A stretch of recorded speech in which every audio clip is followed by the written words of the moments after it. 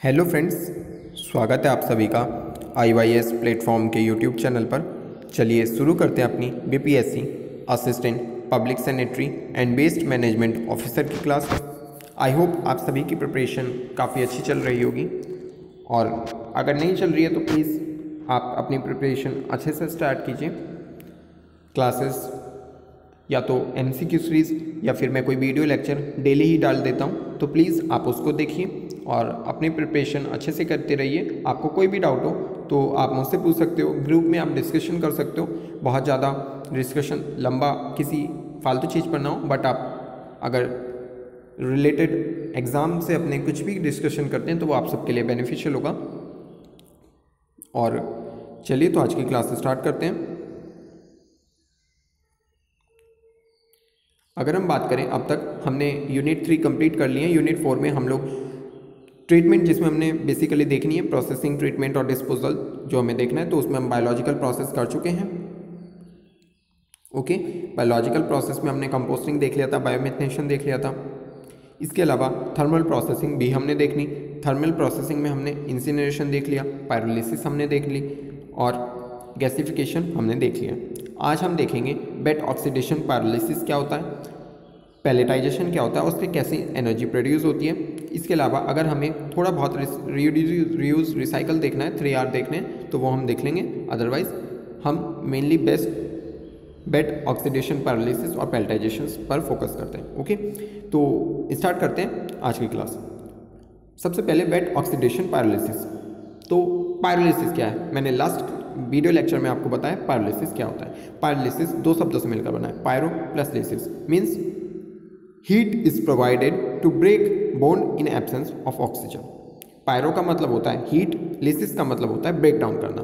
आपका larger molecule है, polymer है, उसको ब्रेक डाउन करना in by supplying heat. Pyro जहाँ भी वर्ड आएगा तो वहाँ पे हीट, हाई टेम्परेचर, ये चीज़ें आप यूज़ करते हो। ओके, तो पैरालिसिस क्या होता है, by providing heat you are breaking the bonds in absence of oxygen, this is called pyrolysis. Pyrolysis में आप ऑक्सीजन के एब्सेंस में, क्योंकि आप हीट प्रोवाइड करा रहे हो, अगर आप किसी चीज़ को हीट प्रोवाइड कराओगे तो ऑब्वियसली वहाँ बॉन्ड ब्रेकिंग होगी ना। ओके, क्योंकि आप हीट प्रोवाइड करा रहे हो तो बॉन्ड ब्रेकिंग होगी। In wet oxidation oxygen is provided although it is pyrolysis but in presence of oxygen. That's why मैंने वहाँ पे आपसे कहा था कि कभी कभी ऑक्सीजन के प्रेजेंस में भी रिएक्शंस होती हैं और उसको भी हम पैरालिसिस कंसिडर करते हैं। ठीक है, तो मेन बेसिक डिफरेंस आपको पता होने चाहिए कि वेट ऑक्सीडेशन पैरालिसिस और पैरालिसिस में क्या डिफरेंस है। Paralysis in absence of oxygen होता है, ऑन द अदर हैंड आपका जो वेट ऑक्सीडेशन पैरालिसिस है वो इन प्रेजेंस ऑफ ऑक्सीजन हो रहा है। ठीक है, अब आप ये समझिए कि अगर ये एब्सेंस ऑफ ऑक्सीजन नहीं है बल्कि प्रेजेंस ऑफ ऑक्सीजन है, तो फिर इसको पैरालिसिस क्यों कहा। उसके लिए आपको सबसे पहले समझना चाहिए नेसेंट ऑक्सीजन। आपने एक वर्ड सुना होगा नेसेंट ऑक्सीजन, आपको पता होगा कैसे नेसेंट ऑक्सीजन रिलीज होती है, कैसे वो अपना वर्क करती है। ओके, बिकॉज आप मोस्ट ऑफ केमिस्ट्री के स्टूडेंट हैं तो आपको नेसेंट ऑक्सीजन के बारे में इजीली पता होगा।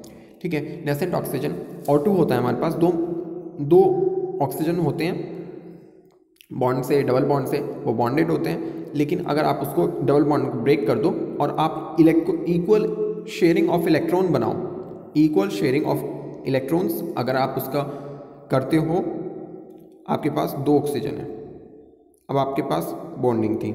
ठीक है, अगर आपने एक इलेक्ट्रॉन इसके पास चला जाए, एक इलेक्ट्रॉन इसके पास, यही तो होता था होमोलिटिक फिजन। ठीक है, अगर आप होमोलिटिक फिजन करते थे तो आपका क्या बनता था, यही तो बनता था ऑक्सीजन रेडिकल।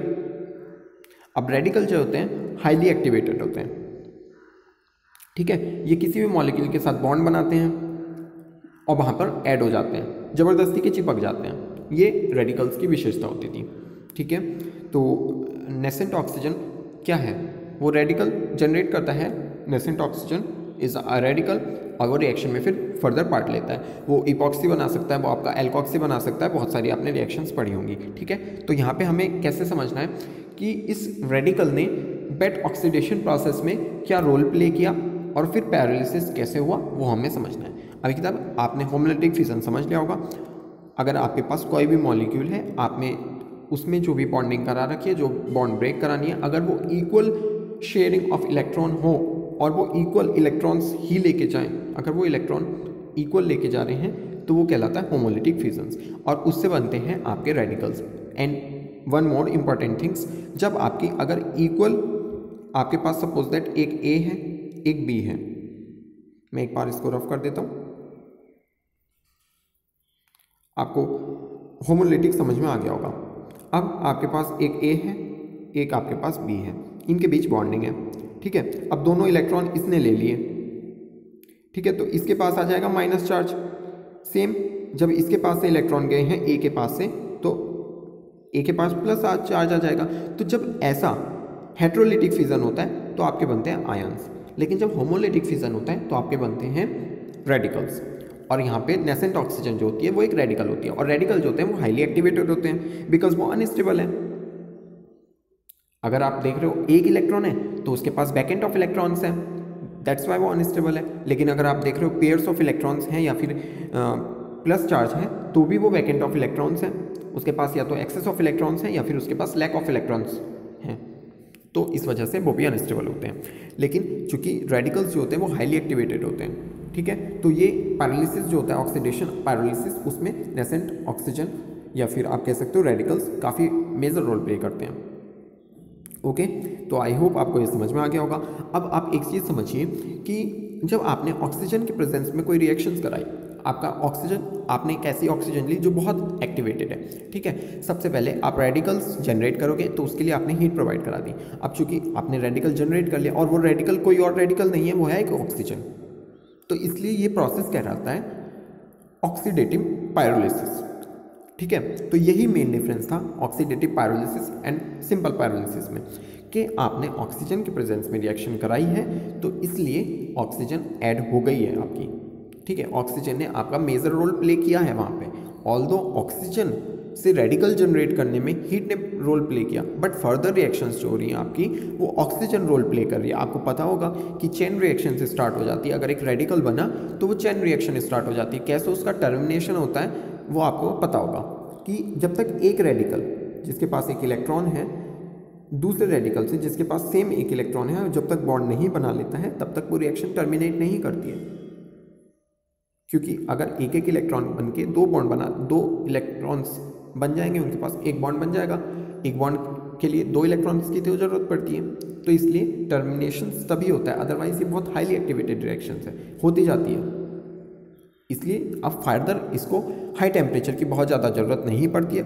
यहाँ पे ब्रेक डाउनिंग हो गई है मॉलिक्यूल की, हमने टेम्परेचर प्रोवाइड करा के मॉलिक्यूल की ब्रेक डाउनिंग कर लिया, रेडिकल जनरेट हो गया, अब हमारा फर्दर काम सारा वो रेडिकल कर देता है, इसलिए ये ऑक्सीडेटिव पायरोलिसिस है। आई होप आपको पायरोलिसिस समझ में आ गया होगा, ऑक्सीडेटिव पायरोलिसिस समझ में आ गया होगा, क्या बेसिक डिफरेंस है दोनों में वो चीज़ समझ में आ गई होगी, ठीक है। अब थोड़ा सा थ्योरी समझ लेते हैं पायरोलिसिस की, ऑक्सीडेटिव पायरोलिसिस से डिफरेंस सेम वही बताऊंगा जो मैंने अब तक बताया है, थोड़ा सा थ्योरेटिकल लैंग्वेज में मैं आपको समझाने की कोशिश करता हूँ। Okay, while pyrolysis under inert atmosphere is important to recover valuable resources and monomeric building blocks from polymers, क्योंकि जबकि आपका जो पायरोलिसिस है वो क्या करता है, इनर्ट एटमॉस्फेयर में मेनली वर्क करता है, जहाँ पर आपका एटमॉस्फेयर में गैसेज ना हो, निष्क्रिय वातावरण में पायरोलिसिस की प्रक्रिया होती है। अब ये क्या करता है, पॉलीमर्स से आपके मोनोमेरिक बिल्डिंग ब्लॉक्स जो थे, किसी भी पॉलीमर के कुछ बिल्डिंग ब्लॉक्स होते हैं उन सबको रिलीज करता है, बिल्डिंग ब्लॉक्स को अलग अलग कर देता है, ये पायरोलिसिस था, ठीक है। पायरोलिसिस प्रोसेस में यही मेनली होता है। Oxidative pyrolysis occur when polymer are burn in air or excess oxygen ambience as in combustion, incineration or particles, plastics. Oxidative pyrolysis क्या होता है, ये एब्सेंस नहीं बल्कि प्रेजेंस ऑफ ऑक्सीजन होता है, मतलब आप ऑक्सीजन की प्रेजेंस में रिएक्शन कराते हो एंड लाइक दैट कंबस्जन, इंसिनरेशन में होता है हमारा वेस्ट का इंसिनरेशन जब हम करते हैं तो वहाँ पे भी तो ऑक्सीजन की प्रेजेंस में कराते हो, तो सेम है oxidative pyrolysis. Compared to pyrolysis, oxidation reactions involve formation of a number of free radicals such as hydroepoxy, hydro परऑक्सी, alkoxy and alkyl परऑक्सी radicals. ठीक है, तो इसमें कुछ रेडिकल्स जो भी जनरेट होते हैं, अगर आप अल्कोहल से एसिड बना रहे हो तो आपको वहाँ पे क्या जनरेट होगा, ये सब ठीक है आप सबको पता होगा। इसके बाद अगर हम देखें आपका लाइक ग्लाइकोजन है, ठीक है, तो ग्लाइकोजन ब्रेक डाउन होगा अपने सिंपल मॉलिक्यूल में, मोनोमर में कह सकते हो आप, तो उससे पायरुवेट बनते हैं, लैक्टेट वगैरह बन सकते हैं। ठीक है, ग्लूकोज, अगर आप स्टार्च ले रहे हो उससे ग्लूकोज बनता है। तो इस सब में क्या होता है कि ऑक्सीजन ऑक्सीडेशन होता है, आपका एनर्जी निकलेगी बिकॉज आपको एक यूनिट पता होगी एनर्जी की, NADH पता होगी। ठीक है, अब NAD+ से NADH वहाँ पे प्रोटॉन आके लग जाता है, ये रोल आपको पता होगा। ठीक है, बिकॉज ये बायोकेमिस्ट्री का पोर्शन है तो मुझे उतना ज़्यादा जाने की ज़रूरत नहीं है। यहाँ पर आपको सिंपली इतना समझ लेना चाहिए कि इसमें एनर्जी निकलती है, ऑक्सीजन ऐड हो जाती है और मॉलिक्यूल्स ब्रेक डाउन हो जाते हैं। हमें मेनली यही काम करना है, बड़े बड़े मॉलिक्यूल्स को छोटे छोटे मॉलिक्यूल्स में अपने ब्रेक डाउन करना है, मोनोमर्स में ब्रेक डाउन करना है, वहाँ से एनर्जी जो भी है वो एक्सट्रैक्ट कर लेनी है। सेम प्रोसेस आप कार्बोहाइड्रेट्स सॉरी आप किसी भी अदर कार्बोहाइड्रेट का दे सकते हो। ठीक है, यहाँ पे भी सेम प्रोसेस होता है, आपका एनर्जी आपको मिल जाती है। ठीक है, आप समझते हैं, आई थिंक आपको ऑक्सीडेटिव पायरोलिसिस समझ में आ गया होगा। ठीक है, अगर इसमें कुछ भी डाउट है तो आप मुझे कमेंट सेक्शन में बता दीजिए या फिर आप मुझे टेलीग्राम ग्रुप पर बता सकते हो। ठीक है, कोई भी आपकी प्रॉब्लम हो, कोई भी आपकी क्वेरी हो, प्लीज़ आप मुझसे पूछ लिया कीजिए। ठीक है, अब हम समझते हैं रिफ्यूज डायरेक्ट फ्यूल क्या होता है। सबसे पहले मैं आपको एक चीज़ कंफर्म कर दूं कि रिफ्यूज डायरेक्ट फ्यूल की मुझे हिंदी करेक्ट क्या होती है वो मुझे नहीं पता था, तो मैंने यहाँ पर इनकार मतलब जिसको मना कर देते हैं ऐसा व्युत्पन्न ईंधन मैंने लिख दिया। आपको अगर इसकी हिंदी पता है तो चाहे तो आप मुझे कमेंट सेक्शन में बता दीजिए या फिर आप इंग्लिश में प्लीज़ याद कर लीजिए। ठीक है, रिफ्यूज डायरेक्ट फ्यूल इंग्लिश में ही आप याद कर लीजिए तो ज़्यादा बेटर रहेगा। ओके, रिफ्यूज डायरेक्ट फ्यूल क्या होता है उसको समझते हैं। Refuse derived fuel is a fuel produced by shredding and drying out everyday rubbish, मतलब जो भी आपका प्रतिदिन का कचरा होता है, ठीक है, उसकी श्रेडिंग ड्राइंग अगर आप कर लो और जो वहाँ से बायोडिग्रेडेबल नहीं है, जो आपका रिसाइकलिंग नहीं हो सकती, तो वो कहलाता है आपका refuse derived fuel. When a waste collection arrive back at our depot, waste material from a collection are processed to remove the non-combustible material such as gases, glasses and metals. These items are recycled separately. आपने एक कूड़ा था collect किया, आपने उसको treatment site पर भेज दिया। अब वहाँ पता लगा कि कुछ चीज़ें जो रिसाइकल वगैरह नहीं हो सकती हैं, उन्होंने जो रिसाइकल्स हो सकती हैं उन्होंने तो उसे तो अलग निकाल लिया, रेस्ट जो रिसाइकल नहीं हो सकती जिसको आपको लैंड फिलिंग वगैरह करनी पड़ेगी तो उनको आपने दूसरी जगह दे दिया उस ट्रीटमेंट जो भी यूनिट है उसने। तो ये जो जिसका कुछ नहीं हो सकता वो कहलाता है रिफ्यूज डायराइव्ड फ्यूल। अब क्या होता है, वहाँ से ट्रीटमेंट साइट ने तो उसको मना कर दिया है, अब वहाँ से हमें उससे एनर्जी प्रोवाइड करानी है, एनर्जी एक्सट्रैक्ट करनी है, इसलिए ये कहलाता है रिफ्यूज डायराइव्ड फ्यूल। ईंधन है लेकिन मना करा गया ईंधन है कि इसका अब रिसाइकलिंग नहीं हो सकती है, ये बायोडिग्रेडेबल नहीं है, इस टाइप में मना किया हुआ है। ये नहीं है कि एनर्जी भी प्रोवाइड नहीं हो सकती है, एनर्जी वो प्रोवाइड कराता है बट उसकी रिसाइकलिंग नहीं हो सकती है, उसकी बायोडिग्रेडेबिलिटी उसमें नहीं है, दैट्स वाई वो अपघटित नहीं होता है। तो आई होप ये आपको समझ में आ गया होगा। नेक्स्ट,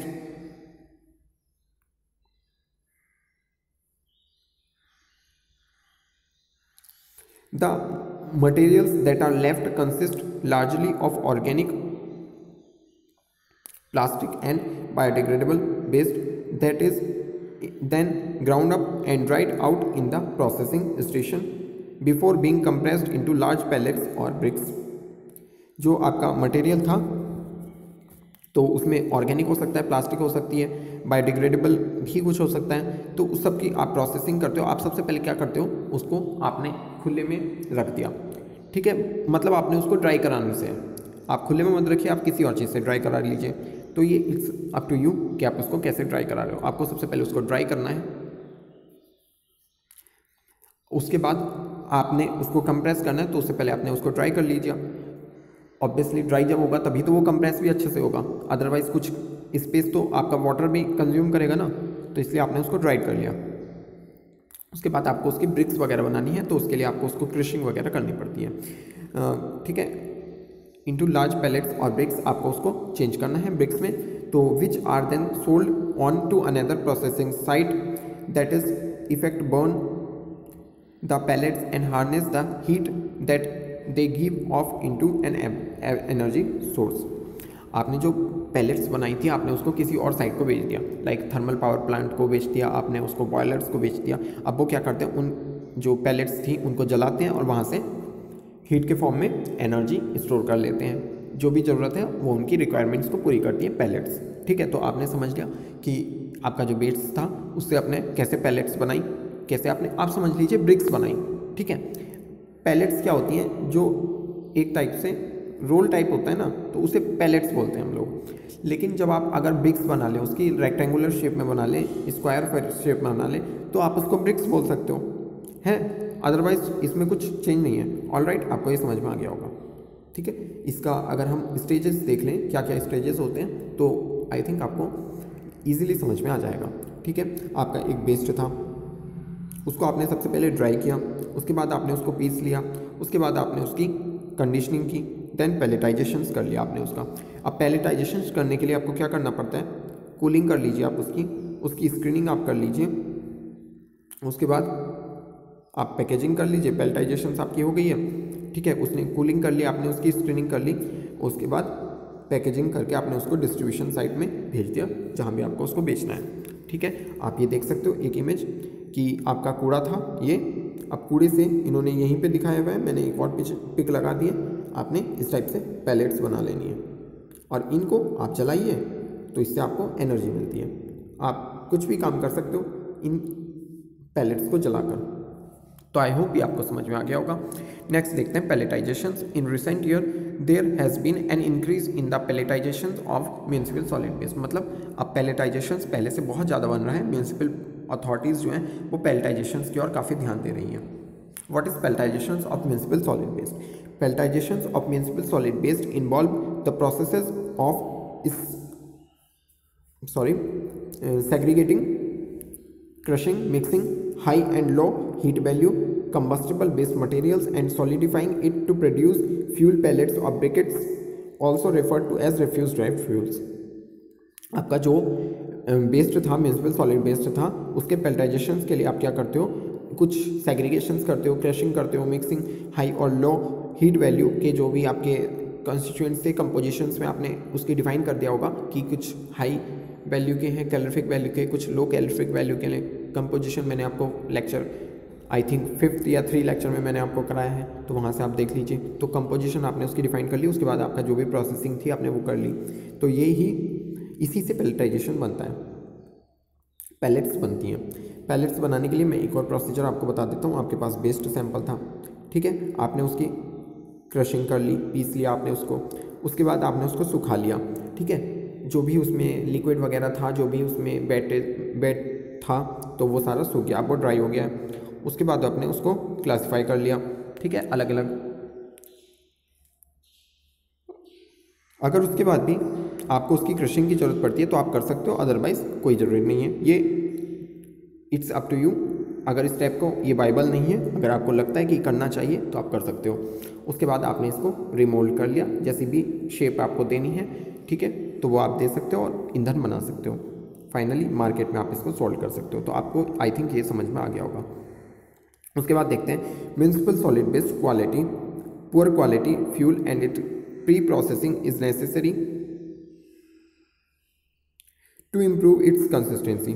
जो आपका म्यूनिसिपल सॉलिड वेस्ट होता है तो वो बहुत उपयोग का तो होता नहीं है, उसकी कैलोरीफिक वैल्यू भी लो होती है, इसलिए उसको जलाएंगे आप तो उतनी एनर्जी प्रोवाइड होगी नहीं आपको, इसलिए आप उसकी इम्प्रूव करते हो।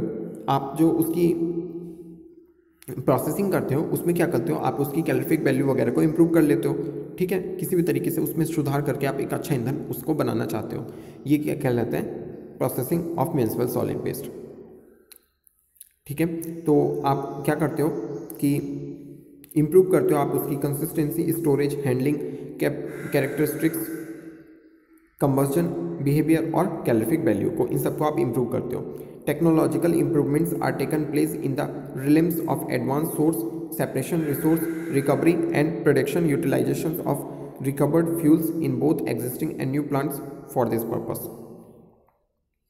आपकी जो भी टेक्नोलॉजीज इम्प्रूवमेंट आप उसमें कर रहे हो तो वो सारी आपकी टेक प्लेस होती हैं, ठीक है। आप जितने भी ट्रीटमेंट साइट हैं तो वो सारी ये टेक्नोलॉजीज़ को एडॉप्ट करते हैं, प्रोसेसिंग में ये चीज़ें करते हैं। चाहे वो कोई न्यू प्लांट हो तो वो जब आपको अगर उसको फ्यूल बेहतर बनाना है तो उसको ये सारे काम करने पड़ते हैं। In recent years there has been an increase in the pelletization of municipal solid waste. इस टाइम पे पेल्टाइजेशन बहुत हो रहा है म्युनिसिपल सॉलिड वेस्ट का। उससे क्या करते हैं वो कुछ पैलेट बना ली, अब उसको कोयले की तरह बेच सकते हैं। आपने वाइट कोयले का नाम सुना होगा, पहले वाइट कोयला आता था, घरों में लोग जला के बैठते थे सर्दियों में। तो सेम प्रोसेस आप पैलेटाइजेशन के साथ कर सकते हो। पैलेट्स होती हैं, उनको जला के आप हाथ वगैरह गर्म कर सकते हो। The process is essentially a method that condenses the waste or changes its physical form and enriches the organic content through removal of inorganic materials and moistures। अब क्या करते हैं कि आपका जो म्युनिसिपल सॉलिड वेस्ट था, मैंने आपको बताया कि वो बहुत ज़्यादा काम का नहीं था, तो आपने से उसमें से जो रिसाइक्लेबल था, जो बायोडिग्रेडेबल था, उसको अलग कर दिया ताकि आप उसकी कैलोरीफिक वैल्यू को इम्प्रूव कर सकें। आपने उसमें से जो भी मॉइस्चर कंटेंट था आपने उसको एक्सट्रैक्ट कर लिया मॉइस्चर को, या फिर आपने उसको ड्राई कर लिया, तो उससे उसकी कैलोरीफिक वैल्यू इंक्रीज़ हो जाती है। अब कैलोरीफिक वैल्यू जितनी इंक्रीज़ होती है, मैंने आपको वीडियो में बताया है ऑलरेडी, मैं आपको बता चुका हूँ, कैलोरीफिक वैल्यू जितनी अच्छी होगी तो वो उतनी जल्दी जलता है, उतनी उसकी बेटर क्वालिटी मानी जाती है ईंधन की। तो इसलिए कैलोरीफिक वैल्यू हम इम्प्रूव करते हैं।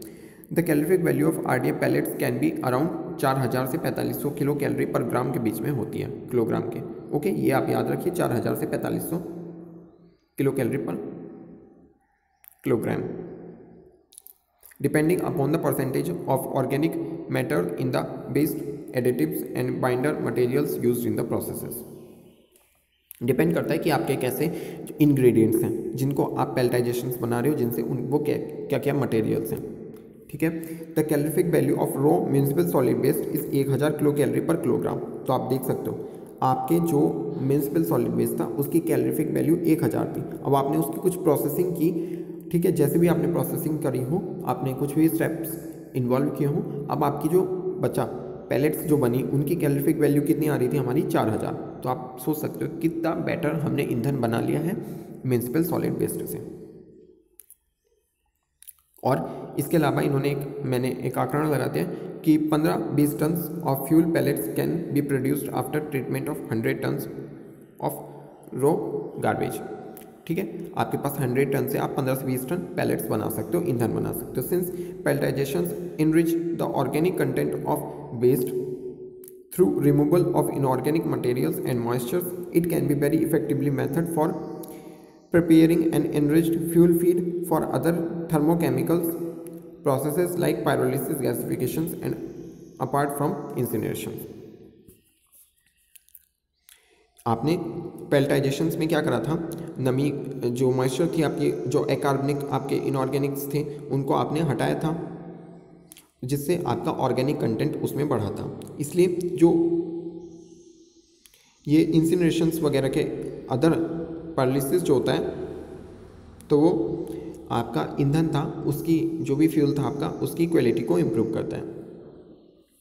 Uses of municipal solid waste pellets जो आपने बनाई उसका क्या यूजेस हो सकता है, तो municipal solid waste pellets can be used for heating plant boilers and for generation of electricity. मतलब आप उससे बॉयलर्स में यूज़ कर सकते हो, आप उससे आप इलेक्ट्रिसिटी प्रोड्यूस कर सकते हो। They can also act as good substitute for coal and wood for domestic and industrial purposes. The important use of RDF are found in the following processes, ठीक है। तो सीमेंट भट्टी में यूज़ कर सकते हो, बिजली संयंत्रों में, इसके अलावा पावर प्लांट में यूज़ कर सकते हो और बॉयलर्स में यूज़ कर सकते हो। तो इसमें मुझे बहुत ज़्यादा समझाने की ज़रूरत है नहीं, आई होप ये आपको क्लियर हो गया होगा। The conservation of solid waste into fuel pellets provide an alternative means for environmentally safe disposal of garbage which is currently disposed of in non-sanitary landfills। आपका जो म्युनिसिपल सॉलिड वेस्ट था तो आप उसको पैलेट्स बनाते हो, मतलब आप उसके छोटे छोटे छर्रे बनाते हो, ठीक है, इस टाइप से बना सकते हो, आपके ऊपर डिपेंड है कैसे आप बनाना है, ठीक है। तो ये जो आपने बनाए हैं छर्रे वगैरह जो भी आप पैलेट्स जिन्हें बोल रहे हो, तो ये पैलेट्स क्या होते हैं, इन्वायरमेंट को उतना ज़्यादा हार्म नहीं करते हैं, ठीक है। तो इससे क्या होता है, सेफ डिस्पोजल होती है आपकी गार्बेज की, which is currently disposed of in non sanitary landfills. पहले आप गड्ढा खोद के दबाते थे, आप उसका अब यूज़ कर रहे हो। ठीक है, गड्ढा खोद के दबाने से बेहतर है कि आप उसका कुछ और यूज़ करो। आपने उसको एज अ ईंधन यूज़ करा तो ये अच्छा है। तो आई थिंक आपको ये सारी चीज़ें समझ में आ गई हूँ, बट मैं इससे पहले एक बार थोड़ा सा डिस्कस कर लेता हूँ। ठीक है, सिलेबस पे आ जाते हैं। तो बायोलॉजिकल प्रोसेस हम देख चुके हैं, थर्मल प्रोसेस हमने देख लिया, इससे एनर्जी कैसे प्रोवाइड हो गई है, wet oxidation, pyrolysis, pelletization, incineration, pyrolysis, gasification, ये सारी चीज़ें हम देख चुके हैं। अब waste management through reduce, reuse and recycle, ये मैं कर चुका हूँ। बिकॉज जहाँ हमने बायोडिग्रेडेबिलिटी देखी थी, जहाँ हमने किचन वेस्ट को देखा था, लिटर वगैरह समझा था, तो वहाँ पे मैं ये चीज़ करा सकता हूँ। रिड्यूस करा दिया था मैंने, रिड्यूस, रीयूज, रिसाइकल। ठीक है, अगर इसके बाद भी आप लोग चाहते हैं कि इसके ऊपर मैं एक वीडियो बना दूं, तो प्लीज़ आप मुझे कमेंट सेक्शन में बता दीजिए, मैं वीडियो बना दूंगा। अदरवाइज इसको हम स्किप कर सकते हैं। उसके बाद हमें लैंडफिल देखना है, लैंडफिल का क्लासिफिकेशन, क्या लैंडफिल होते हैं। 3 टाइप्स के लैंडफिल होते हैं, आपको पता ही होगा। तो लैंडफिल्स को 3 टाइप से क्यों डिवाइड करा, तो लैंडफिल्स हमें देखना है। उसके बाद आपके स्टेट स्पेसिफिक थोड़ी सी नॉलेज, तो वो मैं 2 लेक्चर्स में और आपको करा दूंगा। तो 2 लेक्चर के बाद ये यूनिट आपकी कंप्लीट हो जाएगी। फर्स्ट टॉपिक आपका सॉलिड वेस्ट मैनेजमेंट कंप्लीट हो जाएगा। ठीक है, यही आपके लिए इंपॉर्टेंट था जो मुझे बताना था। आई थिंक हमने यूनिट जो आपका फर्स्ट है सॉलिड वेस्ट मैनेजमेंट, वो हमने अच्छे से कर लिया होगा। अगर आपके बाद इसके बाद आपके पास कुछ भी डाउट्स हैं तो प्लीज़ आप मुझे बता दीजिए। अब मैं टेलीग्राम चैनल पे फिर से क्विज़ स्टार्ट करने की सोच रहा हूँ। ठीक है, तो जल्द टेलीग्राम चैनल पे क्विज़ स्टार्ट हो जाएगी। प्लीज़ आप प्रैक्टिस अच्छे से करते रहिए और डोंट वरी, कोई आपको हेजिटेशंस नहीं होनी चाहिए पूछने में। आपका सिलेबस कंप्लीट हो जाएगा टाइम से। पेपर के अभी बहुत टाइम है, मई जून के बाद आप समझिए पेपर होगा। मई तक तो होना नहीं है क्योंकि बीपीएससी में है। जून के बाद आप पेपर समझिए कि होगा, इसलिए डोंट वरी। आप अभी सिर्फ वो पढ़िए जो मैं आपको प्रोवाइड करा रहा हूँ इन द लेक्चर। उसके अदरवाइज आप जो भी थोड़ा थोड़ा पढ़ते हैं तो आप वो पढ़ सकते हैं। अदरवाइज गवर्नमेंट मैनुअल्स आपको अभी थोड़ा सा डिफ़िकल्ट लग सकते हैं, आप उसको अभी मत पढ़िए। ठीक है, बुक्स आप जो भी अगर आपने पढ़ी है तो वो आप पढ़ सकते हो। अदरवाइज़ अभी ज़्यादा पढ़ने से बचिए, बिकॉज अदरवाइज़ आपको डिस्टर्बेंस हो सकता है। और उसके बाद भी अगर आप पढ़ना चाहते हैं तो इट्स अप टू यू, मैं आपको फोर्स नहीं करूँगा। बट कंफ्यूज मत होइए, जो भी अगर आप पढ़ रहे हैं, अगर कहीं से भी जो भी आपके सोर्स हैं, तो अगर आपको कुछ भी डाउट आ रहा है तो प्लीज़ आप पूछ सकते हो। कंफ्यूज मत होइए, टाइम वेस्ट जैसा कुछ मत कीजिए, बिकॉज टाइम ही यूज़फुल होता है। तो आप टाइम को यूटिलाइज़ कीजिए, ये आपको पता होना चाहिए टाइम को कैसे यूटिलाइज़ करना है, बिकॉज आपका टाइम है, आपको ही मैनेज करना आना चाहिए। ठीक है, और one more things, please current affair और पेपर 1 पर आप जरूर फोकस कीजिए। उसके लिए आप करंट अफेयर जरूर पढ़ते रहिए कि करंट अफेयर वेरी इंपॉर्टेंट है। मैं आपको बिहार स्पेसिफिक करंट अफेयर की वीडियो प्रोवाइड करा दूंगा जल्दी, बट तब तक आप करंट अफेयर जरूर पढ़ते रहिए। अगर आप प्लीज़ मेरी वीडियो देख सकते हैं करंट की, ठीक है, जो डेली करंट होता है, तो आपके लिए भी बेहतर होगा, मेरे लिए भी बेहतर होगा, बिकॉज मेरी वीडियो पर उतने अच्छे व्यूज़ नहीं आ रहे हैं करंट की। तो अगर आप उसको देख लेंगे तो मेरे लिए भी बेहतर होगा, आपके लिए भी बेहतर होगा। करंट अफेयर आपका भी रिवाइज हो जाएगा। ठीक है, तो प्लीज़ अगर आप वीडियो देख सकते हैं तो प्लीज़ वीडियो को देख लिया कीजिए। अगर आपको वीडियो अच्छी लगती है तो उसको लाइक कर दीजिए। इस वीडियो को भी अगर आपको अच्छी लगती है तो लाइक कर दीजिए, और कोई भी आपकी क्वेरीज हो तो आप मुझसे पूछ सकते हो। ठीक है, करंट अफेयर मैं इसलिए फोकस करने के लिए कह रहा हूँ बिकॉज करंट अफेयर बहुत स्टूडेंट्स का अच्छा नहीं होता है, करंट अफेयर वीक होता है। अगर आप उसको स्ट्रॉन्ग कर लेते हैं तो आपके पास प्लस पॉइंट हो जाएगा कि अगर आपने कहीं भी गलती कर ली, चाहे वो साइंस में हो या फिर पेपर 2 में थोड़ी बहुत गलती हो, तो आप मेरिट में कॉम्प्रोमाइज़ हो जाएगा, आप मेरिट में जगह सस्टेन कर सकते हो। लेकिन अगर आपका करंट भी वीक है, आपकी साइंस भी वीक हो गई, आपका पेपर 2 ऑलरेडी वीक है, तो आप बिल्कुल जाओगे। तो इससे बेटर है आप करंट अफेयर को अभी से, क्योंकि करंट अफेयर एक साथ नहीं होता। आपने सोचा पेपर से 1 मंथ पहले आप 4-5 महीने का करंट अफेयर करेंगे, तो वो नहीं होता है। अगर आप डेली करोगे तो आपके लिए बेनिफिशियल होगा। मैं भी करंट अफेयर डेली आपको पढ़ा रहा हूँ ना, ये थोड़ी ये महीने का एक साथ बांध के पढ़ा रहा हूँ। तो इसलिए अगर आप डेली करंट अफेयर करें तो ज़्यादा बेनिफिशियल होगा, चाहे आप किसी भी एग्जाम के लिए करें। और सबसे इंपॉर्टेंट बात, अगर करंट अफेयर की आप 1 मंथ बाद पढ़ोगे तो फिर वो करंट अफेयर कहाँ रहा। आप डेली जब तक नहीं पढ़ेंगे करंट अफेयर को, तो आप करंट अफेयर कहाँ पढ़ रहे हैं, आप तो हिस्ट्री जैसा पढ़ रहे हैं कुछ। इसलिए आपको करंट अफेयर डेली पढ़ना चाहिए, उससे आपको ये भी पता चलता है आपकी कंट्री में क्या हो रहा है क्या नहीं हो रहा है। करंट अफेयर आप डेली पढ़िए प्लीज़। अगर मेरी वीडियो अच्छी लगती है तो प्लीज़ मेरी वीडियो देख लीजिए, अगर आपको किसी और की अच्छी लगती है तो आप वो भी देख सकते हैं, या फिर मुझे क्या चेंजेस करने हैं आप मुझे सजेशंस दे सकते हैं। I welcome your suggestions. तो प्लीज़ जो भी हो आप मुझे बता दीजिए, और प्लीज़ पढ़ते रहिए, पढ़ना वेरी इंपॉर्टेंट है। एंड लास्ट थिंग, आप सभी को होली की बेस्ट विशेस। ओके, अच्छे से होली सेलिब्रेट कीजिए, शांति के साथ होली सेलिब्रेट कीजिए। एंड मोर इम्पॉर्टेंट थिंग, आप ऑर्गेनिक्स कलर को ही यूज़ कीजिए, ठीक है, इनऑर्गेनिक्स को मत यूज़ कीजिए, उसमें कुछ हार्मफुल हैवी मेटल्स भी होती हैं, तो उससे आप प्लीज़ बचिए, उसमें लेड तक आ जाता है, तो उससे आप बचिए। Okay, thank you.